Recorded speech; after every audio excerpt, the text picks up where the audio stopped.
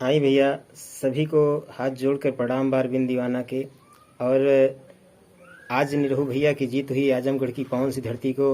और आजमगढ़ के पावन सी धरती के जितने भी मतदाता हैं सभी को हम हाथ जोड़ के नमस्ते करते हैं। बहुत बहुत धन्यवाद।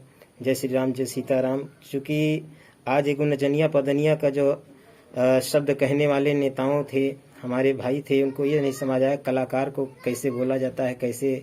हाँ, आपके भाई कलाकार भी होते हैं, आपके ही बीच के, आपका भी आशीर्वाद होता है। और जनता, हम भी हैं, जनता का आशीर्वाद पाके नेता बनता है, तो बनते हैं कोई लोग। तो आइए, आज वही स्वागत में एक गीत याद आई। 2 लाइन म्यूजिक तो नहीं हमारे पास है, छोटा कलाकार हूँ, लेकिन आइए करता हूँ। अरे बहुते बधाई हो, बहुते बधाई, आजमगढ़ जनता के बहुते बधाई।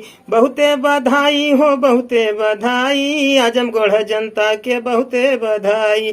बहुते बधाई हो, बहुते बधाई, आजमगढ़ जनता के बहुते बधाई। कोट कोटि बधाई हो, कोट कोटि बधाई, निरहू भैया के देहला जिताई।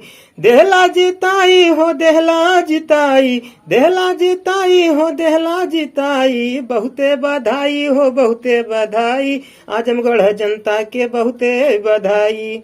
आई भैया, जौन की हम कलाकार को नचनिया पदनिया कहने वाले बहुत ही अच्छे शब्द जो कि उनको बहुत ही ज्ञान है, वो लोग कहे थे। तो आइए वही नचनिया पदनिया आज विजय का ताज बांध चुका है, तो आज उनके लिए एक स्वागत गीत है। आइए।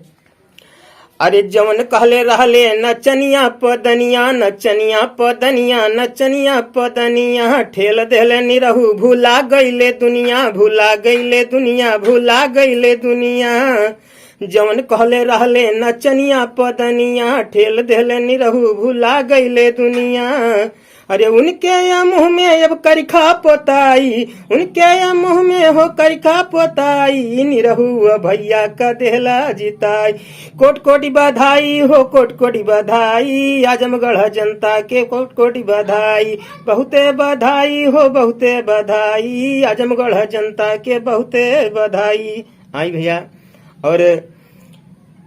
और जो कहले रहले, आज कलाकार अगर कोई बनता है तो आप सब जनता के आशीर्वाद से बनता है। तो आइए, जनता जब ईश्वर होते हैं, देवता है जनता हमारे कलाकारों के लिए।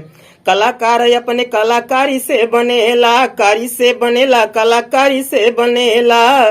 जनता के आशीर्वाद वो पे रहेला, वो पे रहेला हो, वो पे रहेला। कलाकार अपने कलाकारी से बनेला, जनता के आशीर्वाद वो पे रहेला। अरे आजमगढ़ देहला तू मानू बढ़ाई, कलाकारन के देहला मानू बढ़ाई। बहुते बधाई हो, बहुते बधाई, आजमगढ़ जनता के बहुते बधाई। कोटि कोटि बधाई हो, कोटि कोटि बधाई, निरहू भैया का देहला जिताई।